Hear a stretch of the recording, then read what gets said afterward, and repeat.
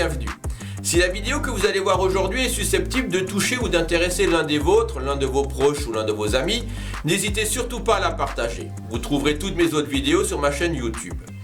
Pour plus d'informations sur ma technique de soins par digitoponcture IMOST, son enseignement, mes coachings et conseils en développement personnel, vous pouvez aller sur mon site ralph-lidi.com. Vous pouvez également me suivre au quotidien pour des informations santé et coaching sur les réseaux sociaux, Facebook et Instagram. Passez une bonne journée, prenez soin de vous.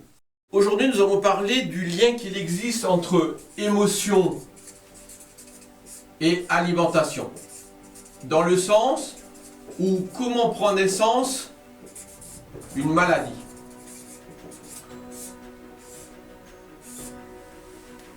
Actuellement, notre société cultive l'art de la malbouffe.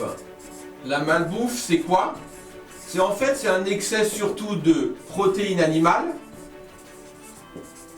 et de sucre. Ces excès amènent ce qu'on appelle une hyperacidité des terrains. C'est-à-dire qu'en fait, si vous voulez, votre corps normalement a un pH de 7,2 et à ces pH même, les réactions physiologiques de tout le corps sont optimales. Dès que vous faites varier ces pH, la qualité des réactions physiologiques de tout le corps diminue, que vous soyez en hyperacidité ou que vous soyez basique, c'est-à-dire que le pH monte ou descend. Alors le pH descend, c'est très rare, nous sommes quasiment tous ce qu'on appelle en acidité, d'accord ? Le fait que ces systèmes d'acidité diminuent la qualité des réactions physiologiques, ça va altérer sur toutes les fonctions du corps. Hormonales, digestives, mentales, enzymatiques, vasculaires, neurologiques. Et entraîne un dysfonctionnement plus ou moins majeur du corps. D'accord ? Donc le corps baigne dans cette acidité. D'accord? Maintenant, si vous rajoutez votre émotionnel à ce système, l'émotionnel, lui, va déterminer quel organe part en faiblesse. Vous prenez la jalousie, c'est la vessie. Vous prenez la tristesse, c'est le poumon. Vous prenez la peur, c'est le rein. Vous prenez la colère, c'est le foie. Vous prenez le fait de ne pas réussir à pardonner, c'est le gros intestin.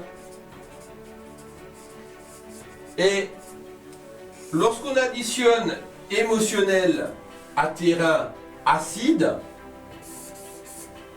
le système pathologique prend place, c'est-à-dire qu'il se forme.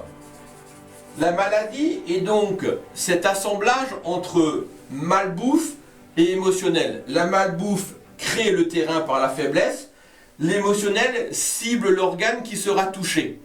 C'est-à-dire que si vous rentrez chez vous et que vous trouvez votre mari au lit avec une autre femme, si vous vous dites « il fait ça chez moi », vous allez vous programmer un infarctus. Si vous vous dites « c'est écœurant ce qu'il me fait subir », vous allez vous programmer des crises de spasmophilie. Si vous vous dites « ça fait longtemps que j'attends de le prendre en flagrant délit pour pouvoir le quitter », vous allez déclencher du diabète. Vous aurez vécu le même processus, sur le même terrain, mais l'émotionnel va cibler l'organe sur lequel va se cristalliser la pathologie. Toutes les maladies au monde, toutes sans exception, sont un mélange entre ces deux systèmes. Aucune maladie ne peut prendre place si le terrain n'est pas acide, dans le sens où toutes les fonctions du corps sont optimales. Défense immunitaire, hormonale, génétique, tout ce que vous voulez. Dès que le processus de pH est altéré, toutes les fonctions du corps sont altérées, générant la base de la faiblesse, sur lequel vient s'additionner votre émotionnel. Donc, l'essentiel de la santé se retrouve non pas dans des médicaments, mais dans une prévention. La prévention de quoi? Caler la malbouffe en essayant de manger le moins de protéines animales possible et de les remplacer par des protéines végétales. D'enlever le sucre. Alors il faut savoir que tout le monde vous parle des protéines, cholestérol, viande, cholestérol. Le plus gros ennemi de votre corps, c'est le sucre. C'est lui qui produit le cholestérol, l'acidité, les cancers, les tumeurs. D'accord? Donc, processus de santé, corriger cette malbouffe en réduisant ces deux systèmes pour ne pas dire en supprimant celui-là. Vous avez le droit au fructose des fruits, toujours sans exagérer. Et en corrigeant votre émotionnel afin qu'il ne déborde pas. Comment on corrige l'émotionnel? En travaillant sur soi, c'est ce qu'on appelle le développement perso ou le coaching. Ce sont les deux techniques qui vous permettent de changer votre manière de vivre dans le monde, votre manière de vous projeter dans le monde et d'intercepter les messages que vous en prenez, afin d'éviter que votre émotionnel ne vienne cristalliser dans un de ces organes.